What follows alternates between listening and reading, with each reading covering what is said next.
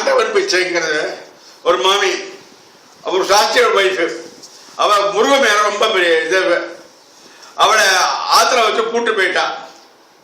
அவள் என்ன அவள் கடவுளை வேண்டிண்டா வீட்டிலேருந்து இப்படியோ வெளியில் வந்து ரிஷிகேஷுக்கு போயிட்டா. சிவானந்த ஆசிரமில் இருந்தா.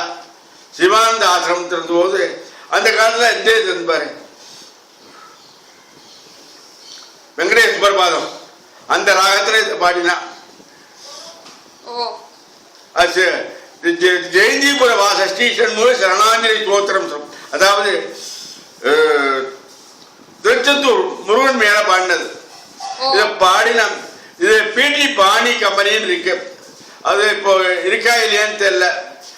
வெங்கடாச்செட்டி ஸ்ட்ரீட்ல அப்பா புஸ்தகம் போட்டிருக்கா. அந்த புஸ்தகம் எல்லாம் என்கிட்ட இல்லை. சின்ன புஸ்தகம் போட்டு அவரை இவர் என் குருநாதர் இருந்துட்டு அதை வாங்கி எனக்கு கொடுத்தார். இதை படிச்சு பாரு, இது படிச்சு பாடம் பண்ணி டெய்லி சொல்லிட்டு அப்படின்னு சொல்லிட்டு. இந்த பரிபாலயமாம் உங்கிறது ஒரு தான். அது 7 சொன்னார் அவர். பரிபாலயமாம் பரிபாலயமாம் பரிபாலயமான்னு சொல்லுவோம் அப்படின்னு சொல்லிட்டு அந்த அதை சொல்லிட்டே வரேன். அது நான் சொல்லி முடிச்சா சொல்லி எல்லா காரியமும் நடக்குது. ரொம்ப தேங்க்ஸ்பா.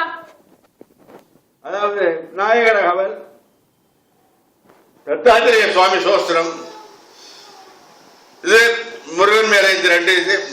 இதை பூரா சொல்லிட்டு நாக்கும் எல்லாம் அப்படியே நல்லபடியா நடக்குது.